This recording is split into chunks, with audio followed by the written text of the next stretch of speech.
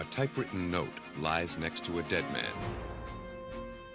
A document examiner must read between the lines to lead authorities to the killer. A murderer writes, then destroys the story of his crime. Investigators will do everything to assure the tale ends with a conviction. And a to-do list scrawled on an ordinary piece of cardboard includes an extraordinary task. Detectives look to handwriting to prove a murder was premeditated. Among today's new detectives are the forensic document examiners. Under their keen eye, a scrap of paper or a typewriter ribbon can be as incriminating as a confession signed in blood.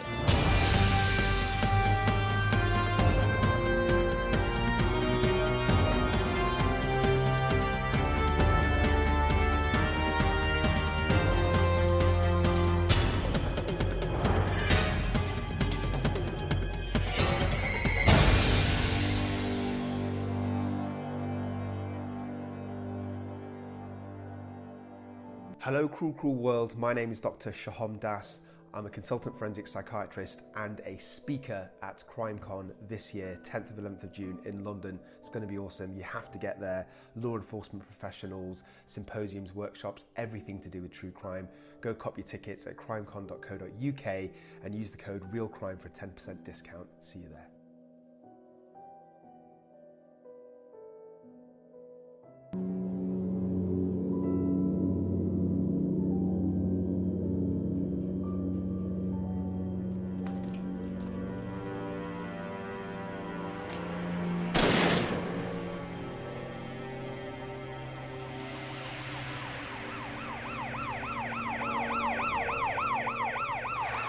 In Minneapolis, Minnesota, February 6, 1995, police officers responded to a 911 call. They arrived at the home of Ted Mills, his wife, Mamie Hernandez Mills, and stepson, Nathan Latu.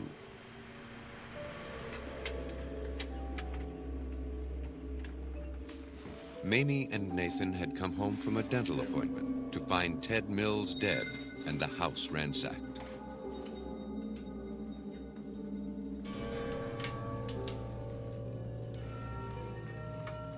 Mills lay with a shotgun wound in his head. The back door of the house showed signs of forced entry. The strewn clothing seemed to indicate a robbery had taken place. 320 dispatcher. Supervisor respond. Then, police found a note. If somebody's been through this dresser. Typed on a torn sheet of lined yellow notepaper, it read, "This is for our bud that you sent to jail. Rest in peace." It was one clue that would speak volumes, not just in the words on the page, but in its paper and ink. Sergeant David Palmer of the Minneapolis Homicide Unit relied on the expertise of forensic document examiner Karen Runyon to help him read between the lines. Document examiners match writers with their penmanship, typists with their typewriters, counterfeiters with their forgeries. Using computers, microscopes, and digital enhancement, these new detectives delve into the minuscule world of paper fibers and carbon particles to solve crimes. As the document examiner in this case, it was up to Runyon to learn all she could from the slip of paper. The note was collected by the crime scene people and brought to me, and I first made an examination to determine how the note had been prepared, and it had been prepared with a typewriter that used a carbon film ribbon, which told me that if the ribbon could be located, the ribbon could be read and matched possibly to this entry. Runyon told officers to look for an electric typewriter with a carbon film ribbon, and if they found one like that, they should collect it as evidence. As well, they should be aware that this document had a fractured lower edge to it, where it's been torn off of the rest of the piece of paper, and they should look for any pieces of paper like this with any fractured edge, or any type of tablet that this might have been torn out of.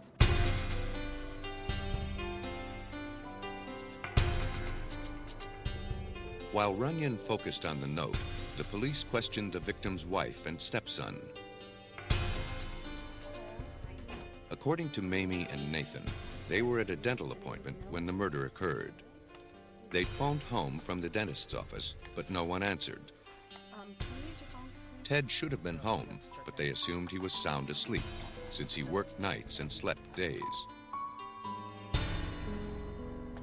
The note suggested the murder and burglary were a payback for a past burglary at their home that was foiled by the victim. Mills had helped send the burglar to jail.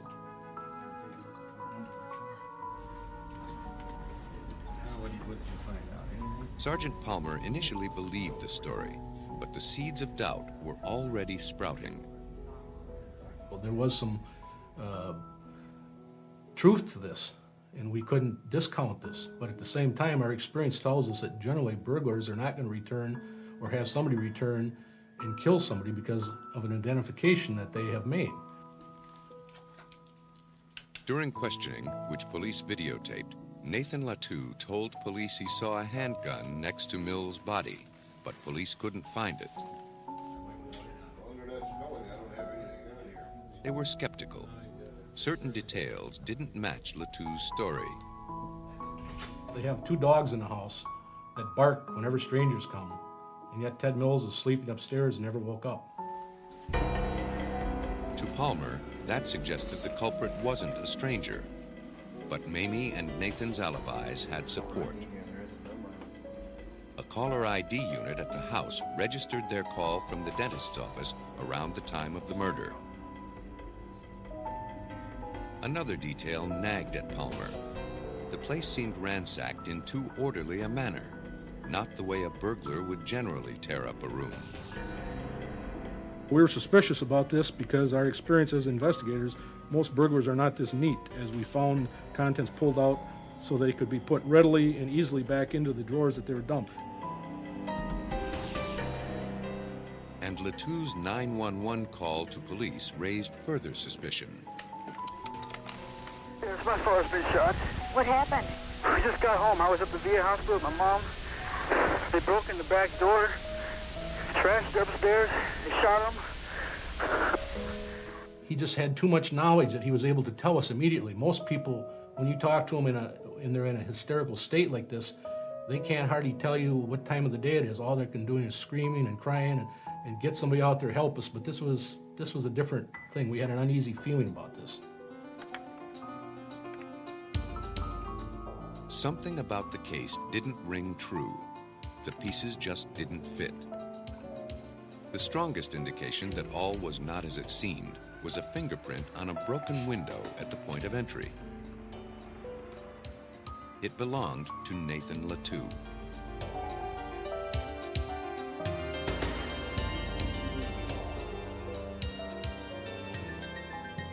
When Nathan Latoux was confronted with the fingerprint evidence, he broke down and admitted his involvement in the murder. Days before the killing, Latoux said his mother asked him to write out in longhand the phrases typed on the note found next to Mills. Now, investigators had reason to believe that Mamie Hernandez Mills typed the note herself. But how? She said she couldn't read or write English, and there was no typewriter in the house. Police needed to find the typewriter used to create the note. Now that Nathan had implicated Mamie, Runyon and investigators began to focus their search. They remembered that Hernandez Mills cleaned houses for a living. Police decided to look for a typewriter in the last few homes she worked in.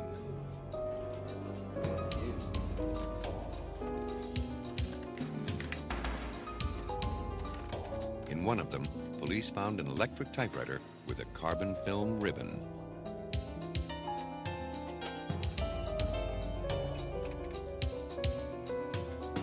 last few words of the note were clearly visible.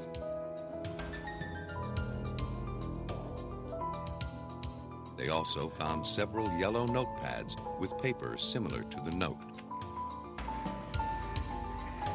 The ribbon was brought to Karen Runyon's lab for analysis. She was relieved to find the film cartridge had been left in the typewriter. If the ribbon had been used up and discarded, the case would have become even more complicated. To confirm the ribbon contained the full text of the note, she carefully pried open the cartridge. I took the ribbon cartridge apart, and then I transcribed the ribbon itself, working from the final entry, which we could see on the ribbon as we took it out of the typewriter. I worked backwards from there, transcribing everything that was typed on that ribbon. Runyon discovered the note had been typed 3 times. It proved that whoever typed it knew little about how to use the typewriter. The first 2 times it was typed, there were spelling errors, and the typist must not have realized that there was a correcting device on the machine, and so they must have started over. Runyon compared fibers that had been transferred from the paper onto the ribbon. When the carbon is knocked off the ribbon onto the document, paper fibers adhere to that mylar strip that the carbon is on in the ribbon cartridge, and the paper fibers stay on the ribbon itself. By matching the fibers adhering to the ribbon with the fibers on the note, Runyon concluded that the note was indeed typed using this ribbon. You match the fibers almost like a fingerprint. The fibers are in a random pattern, and they've adhered to this ribbon in that same random pattern that they were on the paper itself. With Karen Runyon's help, the sordid story inside the plastic casing began to unravel. Within the typewriter ribbon cassette lay the true story of what happened to Ted Mills. The clues were microscopic, but their significance was great. In this case, I was able to match all the fibers in each of the letters on this note. Karen Runyon had linked the note to the typewriter, and police linked the typewriter to Mamie Hernandez Mills. But the full story still needed to be told. Sergeant Palmer had to determine Mamie's role in the crime and a motive for committing it. He continued to coax more details from Nathan Latou. He said that his mother had got the shotgun that belonged to her husband up from the closet upstairs and had gone over and had shot her husband while he was laying in the bed, sleeping. He, in fact, said that he went and got the shotgun that was used in the murder, took it down and concealed it in a room downstairs in the basement that was next to where he slept. Nathan eventually tells myself and my partner, Sergeant Krebs, what we wanted to know, that he and his mother were responsible for the death of Ted Mills. Nathan Latou swore, however, that he didn't pull the trigger. By the same token, as he implicated his mother, he was also gravely concerned about her fate. He's very worried about what's going to happen to his mother. More so than himself, he's very worried and very protective of his mother. Throughout this whole thing, he keeps admonishing us not to hurt his mother, not to do anything to his mother. Mamie Hernandez Mills maintained her cool and her innocence. When she's talking to us, she's very cooperative with us. I mean, she gives you the appearance to ask me anything, I'll tell you anything. But obviously, except for that one thing, she will never, even in this interview, admit that she had anything to do with the death of Ted Mills. As the pressure of the interrogation began to build, Mamie turned against her son, just as Nathan had turned against her. She told police Nathan had raped her at gunpoint. Hearing this lie, Nathan Latou broke down again. He had been withholding his greatest secret of all. He and his mother had been having an incestuous relationship. 41-year-old Mamie Hernandez Mills had only recently reunited with 22-year-old Nathan Latou, whom she gave up for adoption years earlier. Now, Mamie was exerting a profound influence on her son. The police used that influence as leverage to obtain a confession from Latou. We're saying, Mamie, your mother kind of pushed you to doing this, because she's the very strong, controlling person in this relationship that they have.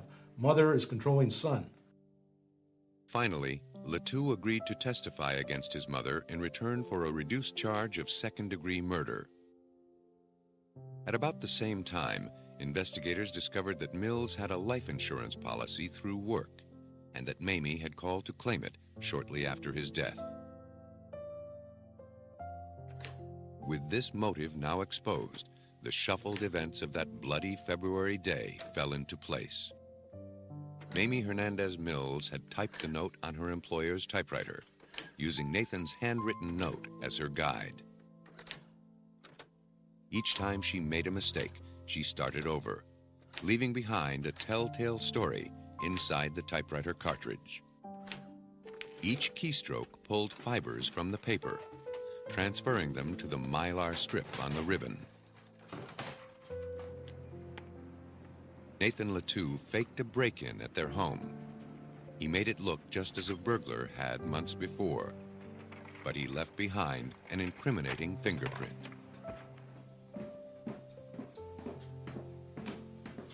As Nathan and Mamie climbed the stairs, they were careful not to wake Ted Mills.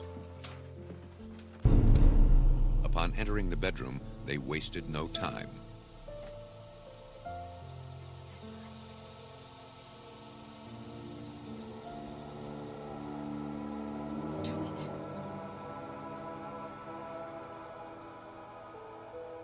Do it.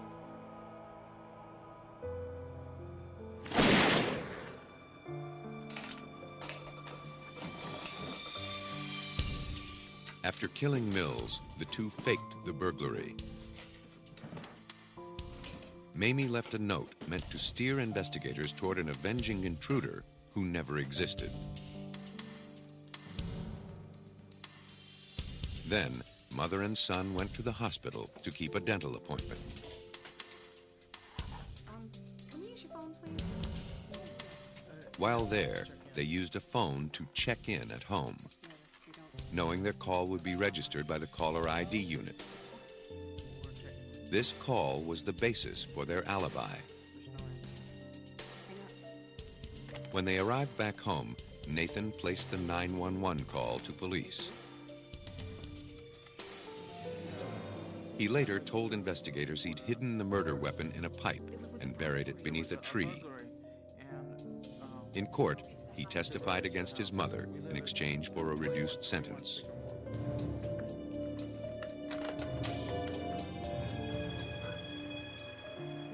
Mamie Hernandez Mills was convicted of first-degree murder on April 20th, 1996. She is serving a life sentence. Nathan Latou pleaded guilty and was sentenced to 24 years. By leaving a note, Mamie Hernandez Mills and Nathan Latou meant to cast blame on a fictional intruder, but they left too much real-world evidence to the contrary.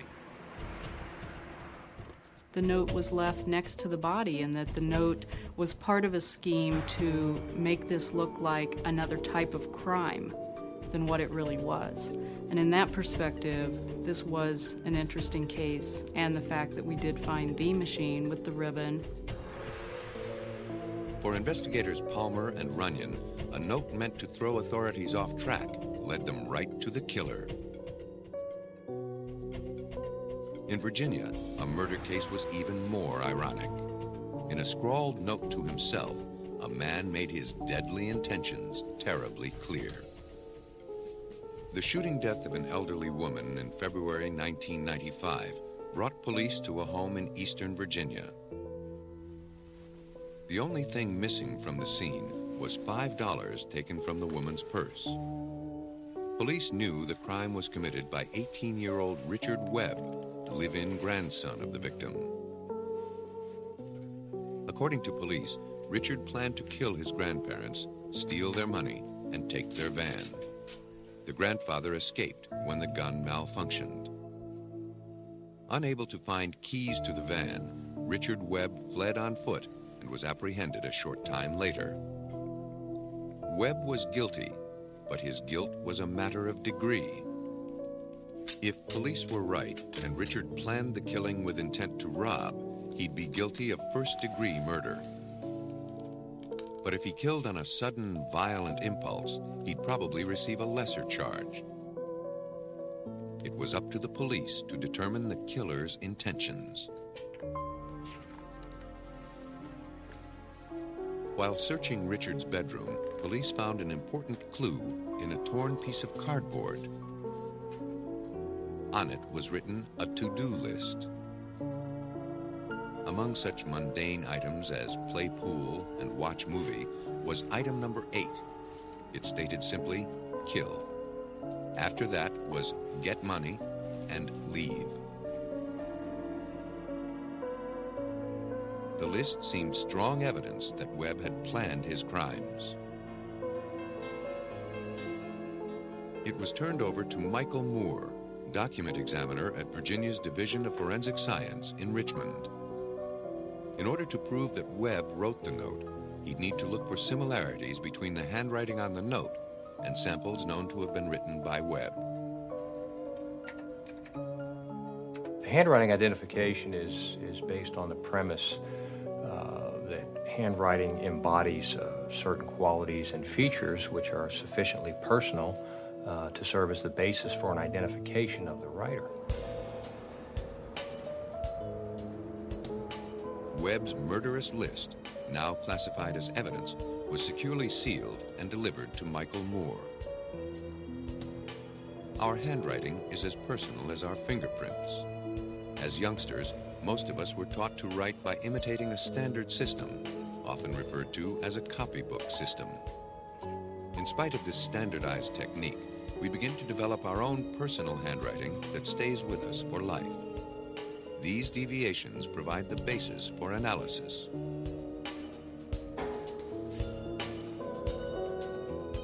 When examining a document, Moore looks at speed, skill, slant and height ratio, proportion, and the overall appearance of the writing.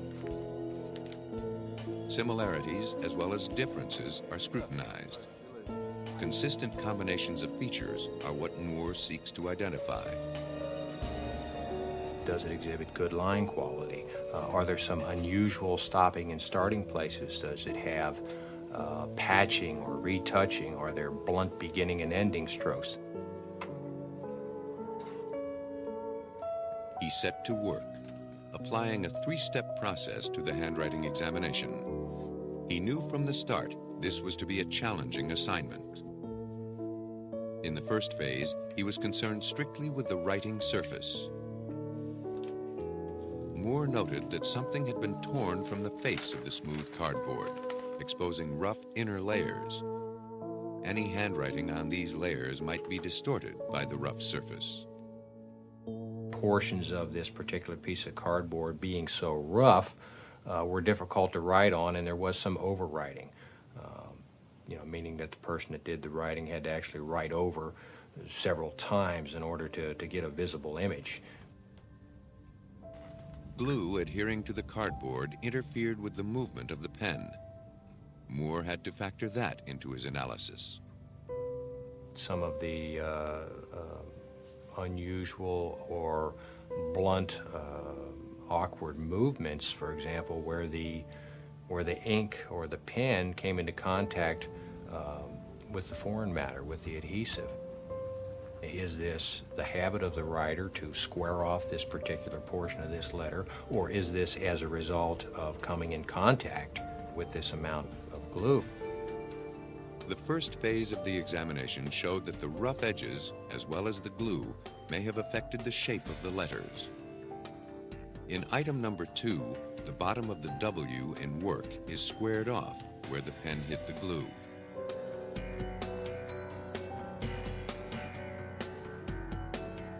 If the writing sample contains letters with closed loops, the document examiner must determine whether they are the habit of the person who wrote the sample, or if they were created by the water-based ink bleeding and closing the loop. These variations in the writing surface can cause the letters to deviate from the author's normal handwriting, making it difficult to analyze.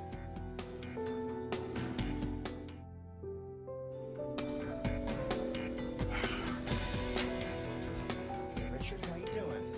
In the second phase of examination, Moore studied the known material or handwriting known to have come from the suspect. You would please? Again, he faced a challenge. Paul Cara. In custody, Webb was asked to fill out forms, take dictation on a piece of cardboard, and produce other writing to compare with the original list. Watch movie. Go to town. Moore made the comparison, but he found the samples inadequate. Webb penned the dictated writings in a very formal, controlled environment. Kill. The original list was undoubtedly written under very different conditions. The two sets of writing only vaguely resembled each other. Moore was able to say he had some reason to believe that Webb had written the list, but he couldn't be absolutely certain. To make a more conclusive judgment, he needed to see more of Webb's writings. No two writings from any one person, even if they were done by the same person, will ever be exactly alike, meaning that they'll superimpose. It can't happen. People are not machines. He asked the detective for additional writings from Webb. Because factors such as body position and writing surfaces affect handwriting, he requested the samples come from a variety of circumstances. The type of medium that was written on, one would expect that it was probably not done at a table or at a desk. It could have been standing up, unsupported, and it could have been holding a piece of cardboard in his hand. Just no way to know.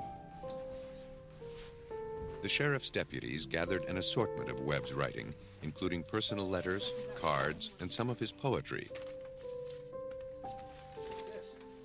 Webb had written these samples over a period of time, so they showed a wider range of his handwriting styles. Now came Moore's biggest challenge, the final phase of the handwriting examination, where he'd make the critical side-by-side comparison of the list and Webb's previously written material. For presentation in court, he used a black and white enlargement of the list.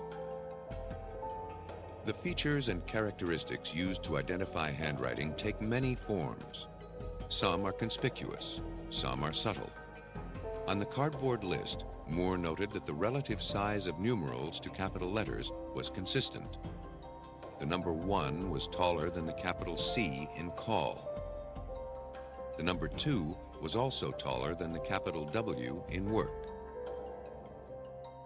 Moore found this same habit reflected in the known writings of Richard Webb.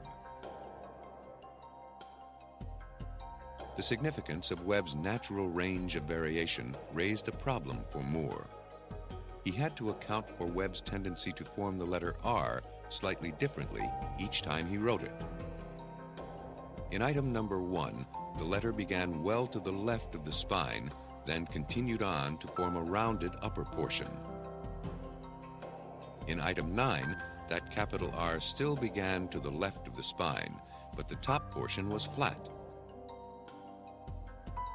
Moore recognized the same variations of the letter R on Webb's known writings. They matched exactly the variations found on the cardboard list. The combination of these features led Moore to a single conclusion. He could state with virtual certainty that Richard Webb was the person who wrote the list on the cardboard and had therefore premeditated his crimes.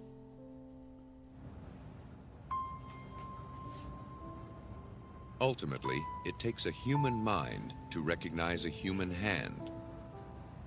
While computers are helping to solve more crimes every day, Michael Moore feels his job is secure.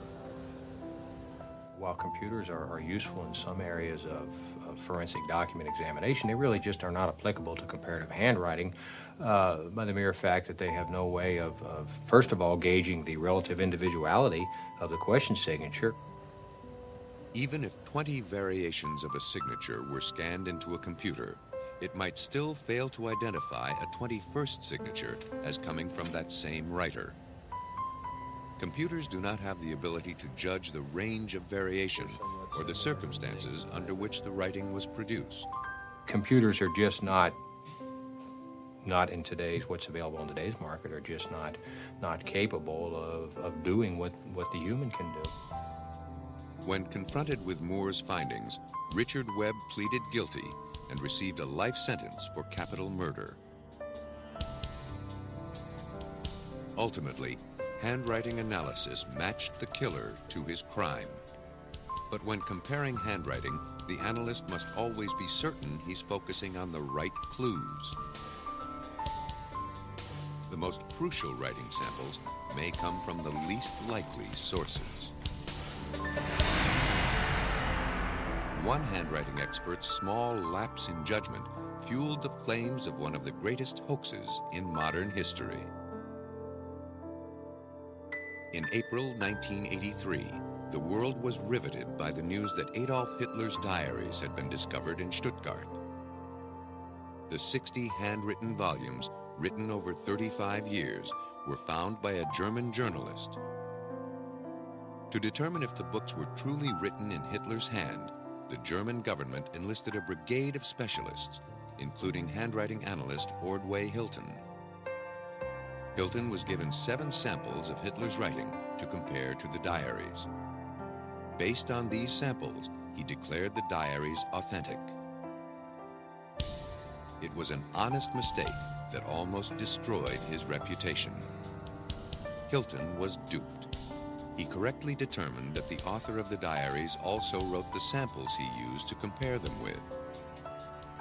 But his fatal flaw was his assumption that Hitler wrote the samples. He didn't. They were written by the same person who forged the diaries. That man was Conrad Cujo. The diaries were sold for more than $2 million before the fraud was exposed by an international team of document examiners, chemists, and historians. By studying the composition of the paper, the quality of the type, and other characteristics, they determined the diaries were no more than 4 years old. When the West German State Archives announced their findings, they discredited the books in no uncertain terms, declaring the diaries the grotesquely superficial concoction of a copyist endowed with a limited intellectual capacity. Even so, Cujo perpetrated the most expensive fraud in the history of publishing. If it weren't for the expertise of forensic examiners, he might have pulled it off. But incriminating documents seem to have a way of ending up in the right hands, especially if the crime is murder. In Smyrna, Tennessee, outside of Nashville, a man made a poignant televised appeal for help in 1994.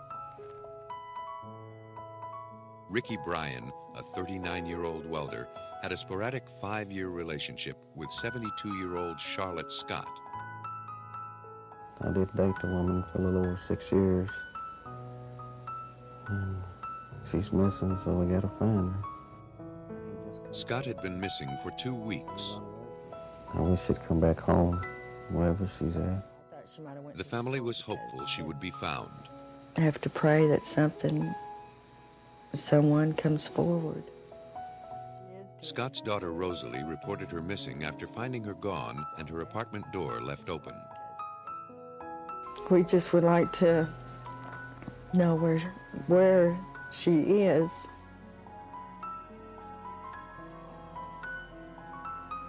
Anybody home? Police searched Scott's home on October 19th. She was last seen filling a prescription and going to a money machine. Her car was parked outside her apartment. Back door's still open. You want to check upstairs? There were no indications of forced entry. All the signs of a daily routine were still intact, as if she would be returning shortly.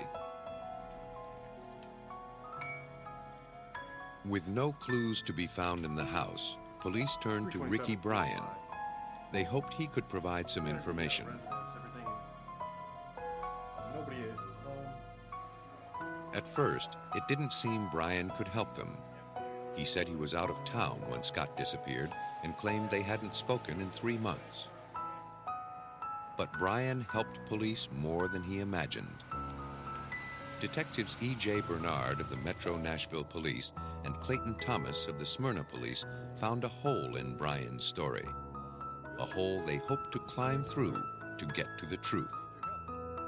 They discovered Bryan had used Scott's ATM card the day she was reported missing. Detective Bernard. He told us he wasn't in Nashville, but we had proof of this through the camera, statements from his relatives, as well as the transactions from the bank, which was very close to her residence.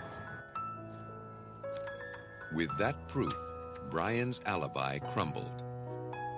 But just because he took Scott's money didn't mean he was involved in her disappearance. Even so, the lie made him the only suspect in this crime of few clues.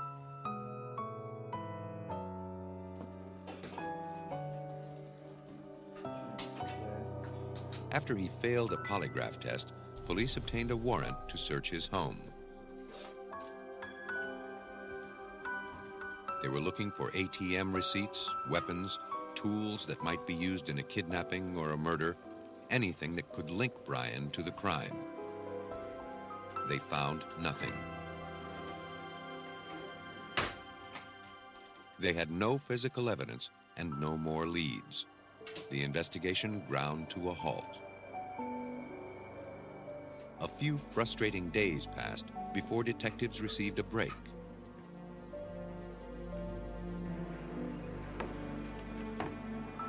Some of Bryan's family members stepped forward.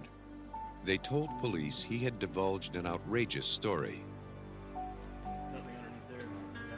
According to Ricky Bryan, Charlotte Scott was murdered by a gang of drunken men at a rock quarry where the couple frequently met.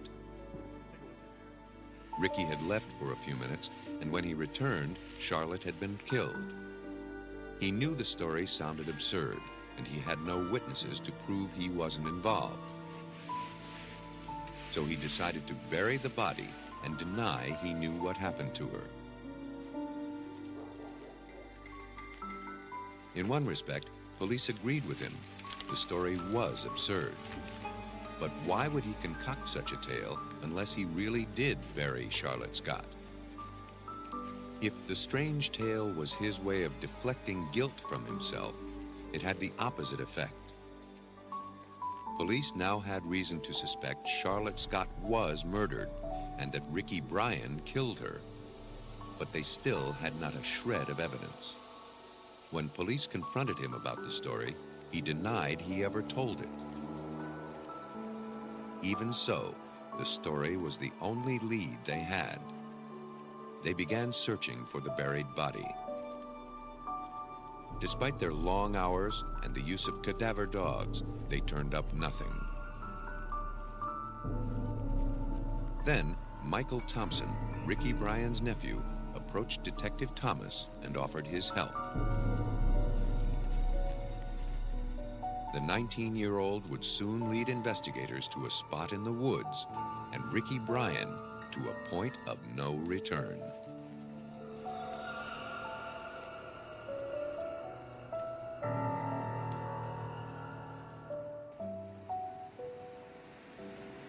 Investigators rely on skill, wit, and luck to find breaks in criminal cases. In the murder investigation of Charlotte Scott, the break stepped forward in the form of Michael Thompson, nephew of Ricky Bryan. Thompson volunteered to speak with Bryan and hopefully learn the whereabouts of the victim's body. Police told Michael Thompson they'd appreciate him sharing any information he might find out. On November 15, 1994, Thompson went to visit his uncle. Bryan was extremely suspicious. He was convinced his house was bugged and that police were watching his every move. After searching his nephew for a listening device, Bryan and Thompson engaged in a stilted dialogue meant to mask the true thrust of the conversation. Bryan needed to recover a shovel and rake he buried in the woods with Scott's body. Here was his confession, but he wasn't about to say it out loud. Instead, he wrote it in a notebook. Each time he wrote a message, he ripped the paper from the notebook and burned it in a wood stove. He was afraid if they were found, the tools would link him to the body. And during the written communication, Bryan sketched a detailed map pinpointing where the tools and the body were buried. Then he burned the map, just as he had burned the other notes. That evidence was gone. But not for long.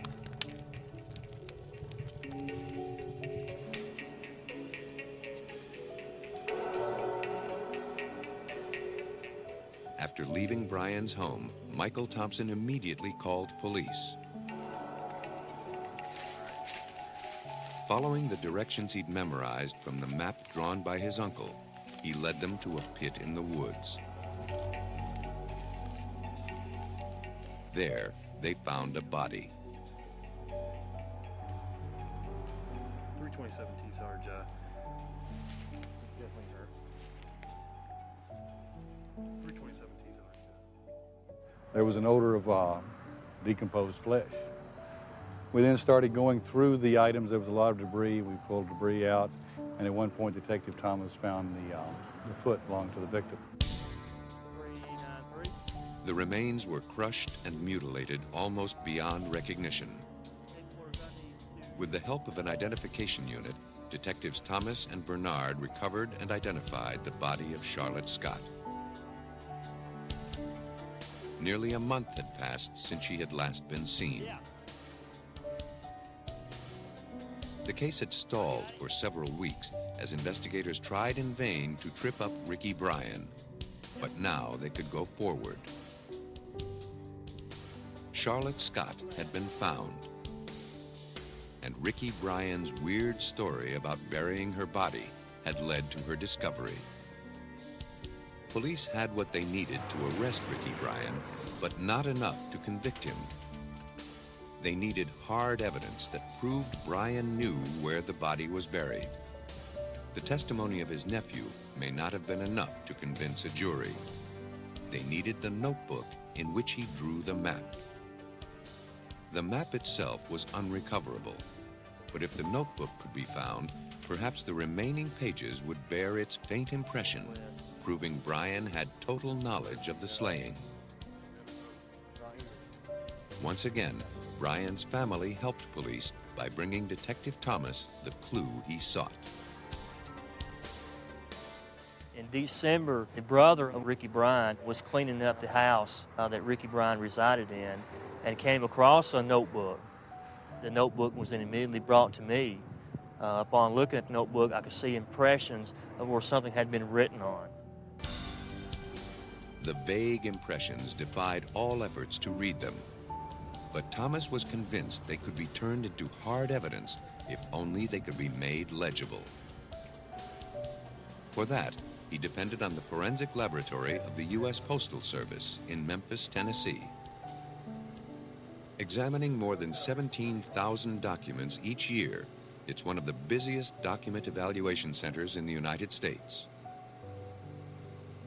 The lab is equipped to analyze anything having to do with ink and paper. They can regain writing that's been erased and even illuminate signatures that have been scribbled out. An infrared light source called a crime scope makes some inks invisible and others fluoresce, disclosing hidden writing. The lab usually examines documents relating to white-collar crimes, credit card thefts, forgeries, and fraud. It occasionally assists with outside criminal investigations, especially in cases of murder. Forensic document analyst Grant Sperry has been with the lab for 18 years. Postal Service normally does not get involved in local police cases. Our primary responsibility is to assist or support postal inspectors in the investigation of their offenses by providing them with forensic expertise in the area of fingerprints or document examination.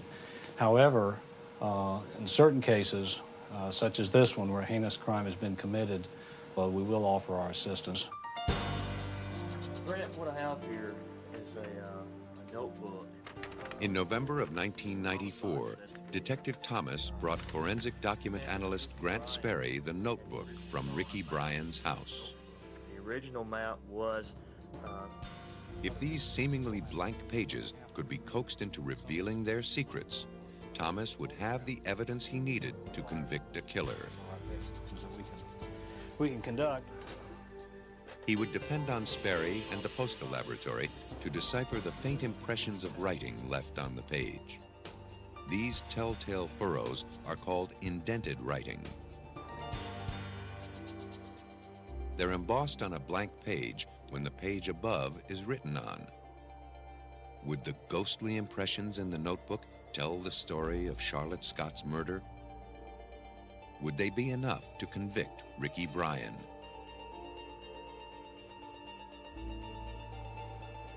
Okay, Patricia, we need to photograph. Using a fiber optic light source to illuminate the surface of the paper, Sperry determined that Bryan's notebook did indeed contain faint impressions of the map and other indented writings. After photographing it, he utilized the electrostatic detection apparatus, or ESDA. The ESDA would make the ghost-like indentations visible. The beauty of the ESDA is that it's non-destructive for the most part. In other words, your document is protected by the film, the imaging film. You can retain a permanent record of any of your indentations that are developed. Sperry placed the page from the notebook on a brass plate and pulled plastic film over it. Then a vacuum drew the film into the paper fibers and into the impressions. The film was then electrically charged while toner cascaded over it. The toner was attracted by the charge and filled the indentations in the film.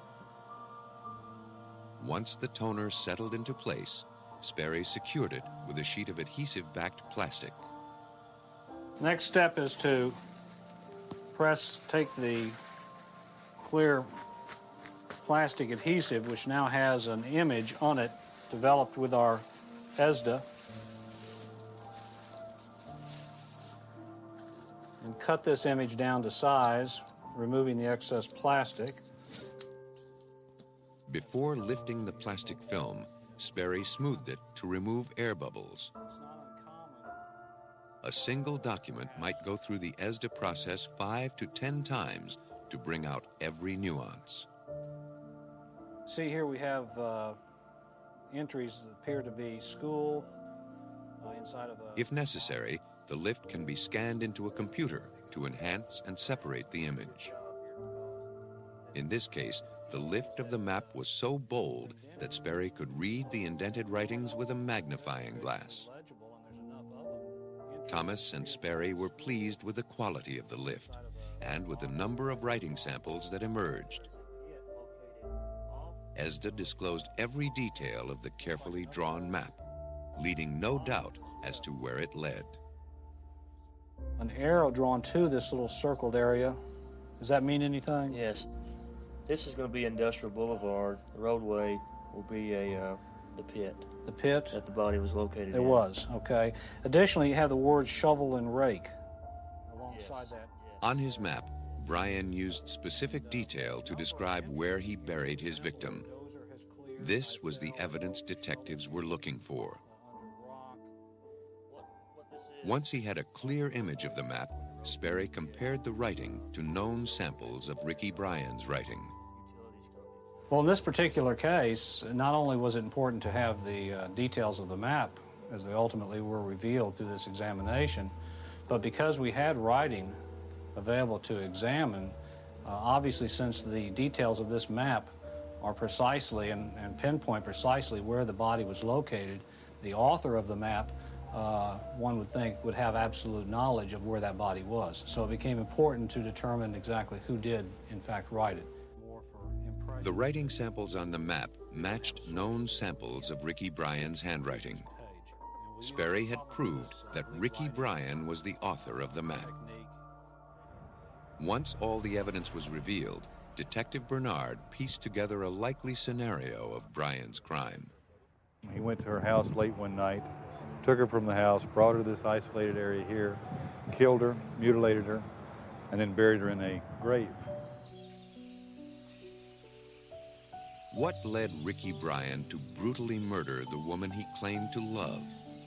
Some said it was for her money. Clayton Thomas feels differently. I think he was really in love with her. I feel that that during this time she was breaking off the relationship, and I felt that if he couldn't have her, no one else could have her as well. Ricky Bryan never admitted killing Charlotte Scott. To the end, he clung to his story about the mysterious gang of men. He was charged with first-degree murder and sentenced to 25 years before he'd be eligible for parole. When a killer leaves behind a paper trail, little does he know that he may have already signed his confession. Every document tells two stories. One is intended by the writer, and anyone can read it. But the other is a secret tale that sometimes hides a terrible truth. Document examiners are the tellers of these tales, who seek the indelible truth behind the paper and ink.